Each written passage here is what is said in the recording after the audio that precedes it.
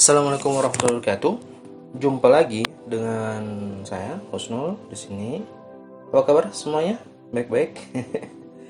Oke, pada kali ini kita akan bahas tentang beberapa isu yang penting di dunia ekonomi, khususnya di dunia finansial. Ada hal yang menarik, teman-teman, tentang judul pada kalian adalah cetak uang terus. Nah, masih menyambung berita yang kemarin. Presiden Joe Biden ini lagi bersiap-siap untuk mencetak uang yang sangat banyak. Bukan mencetak sih sebenarnya, akan mengedarkan uang yang sangat banyak. Dan hal ini mengundang banyak sekali pro dan kontra. Oke, kita langsung saja ke beritanya. Presiden Joe Biden akan membelanjakan kurang lebih sekitar 4 triliun dolar. Tahun 2020 dunia dihantam dengan COVID-19 yang meluluh lantakkan perekonomian hampir seluruh dunia. Pemutusan hubungan kerja, jumlah wisatawan berkurang drastis,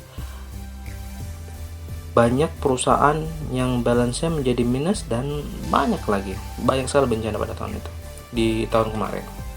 Pemerintah Indonesia juga telah berusaha dengan memberikan banyak stimulus ekonomi untuk beberapa lapisan masyarakat, diantaranya dengan bantuan kartu prakerja, bantuan PKH, dan bantuan-bantuan lainnya.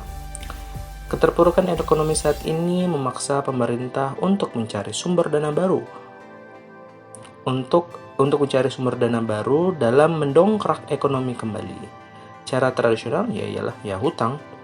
Saat ini Presiden Joe Biden akan menggelontorkan dana sebesar kurang lebih hampir 4 triliun US dollar untuk menukrak ekonomi Amerika.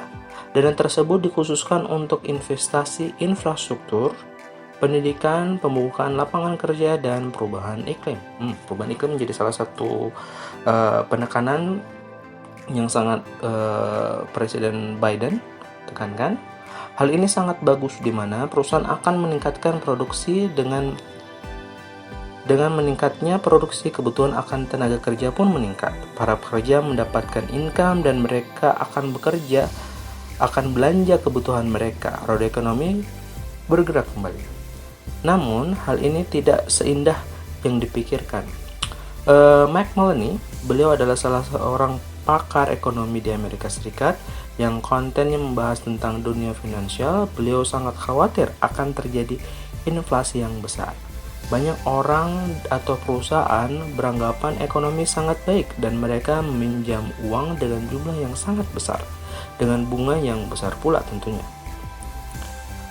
Harga-harga akan melambung sangat tinggi, sehingga akhirnya orang-orang tidak mampu membeli kebutuhan mereka lagi karena income mereka tidak sebanding dengan biaya kenaikan hidup. Jika hal ini terjadi, maka penawaran akan berkurang yang berujung pada badai ekonomi atau catastrophic economic. Saran saya buat teman-teman semua adalah ragamkan portofolio teman-teman, simpanlah emas karena emas sejak dahulu kala terbukti melawan inflasi. Jadi ada hal yang kenapa sih Amerika Serikat menjadi menjadi barometer untuk negara-negara lainnya. Kenapa? Karena mayoritas transaksi dunia itu pakai dolar, dan juga ketika banyak stimulus dari Amerika, para pemegang selainnya perusahaan-perusahaan besar itu melarikan ke emerging market. Seperti antaranya adalah Indonesia. Jadi ketika ada sesuatu yang terjadi di Amerika, itu tentu berdampak di negara-negara lainnya, khususnya seperti negara kita, Indonesia. Buat teman-teman juga, ke depan ini masih sangat tidak stabil. Untuk cycle ekonomiknya itu biasanya ketika ada deflasi itu kayak seperti penurunan harga. Terus ketika deflasi biasanya pemerintah atau kebijakan suatu negara melakukan pinjaman uang, entah mereka mencetak atau segala macam, untuk menambah likuiditasnya.